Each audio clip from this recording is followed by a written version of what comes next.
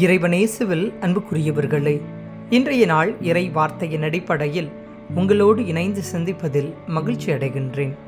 தன்னை பின்பற்ற விரும்புகிற எவரும் தன்னலம் துறந்து தன் சிலுவையை சுமந்து கொண்டு என்னை பின் தொடரட்டும் என்ற இயேசுவின் வார்த்தைகளை குறித்து சிந்திக்க இன்று நாம் அழைக்கப்படுகின்றோம். ஆண்டவர் இயேசு கிறிஸ்துவை பின்பற்றுகிற அத்துணை பேருடைய வாழ்விலும் ஆயிரக்கணக்கான இடர்பாடுகளை சந்திக்க நேரிடலாம். ஆண்டவர் இயேசு கிறிஸ்து கூட நம்மில் ஒருவராக மண்ணில் வலம் வந்தபோது ஒரு மனிதன் இந்த சமூகத்தில் எப்படி வாழ வேண்டும் என்பதற்கான மிகச்சிறந்த முன் உதாரணமாக செயல்பட்டார். ஆனால் இந்த இயேசுவின் செயல்களை விமர்சனம் செய்பவர்கள் அவரோடு இருந்தார்கள்.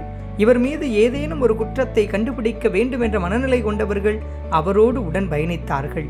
எவர் எப்படிப்பட்ட நிலையில் இருந்தாலும் அனைவருக்கும் நல்லதை செய்பவராக, நல்லதை முன்னெடுத்துச் செல்லுபவராக இயேசு தன் வாழ்வை அமைத்து கொண்டார். இன்று அவரை போல வாழ விரும்புகிற அத்துணை பேருடைய வாழ்விலும் ஆயிரக்கணக்கான இடர்பாடுகள் உண்டு, எதிர்ப்புகள் உண்டு, நிராகரிப்புகள் உண்டு.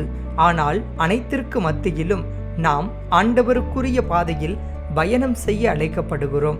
ஆண்டவருக்கு உகந்தவர்களாக நம் சிலுவையை நாமே சுமந்து கொண்டு ஆண்டவர் இயேசு காட்டுகிற பாதையில் அனுதினமும் ஆயிரக்கணக்கான இடர்பாடுகளுக்கு மத்தியிலும் தொடர்ந்து பயணிக்க இன்றைய நாளில் இறைவனிடத்தில் அருள் வேண்டுவோம். இறைவன் நம்மை தொடர்ந்து ஆசிர்வதிப்பார்.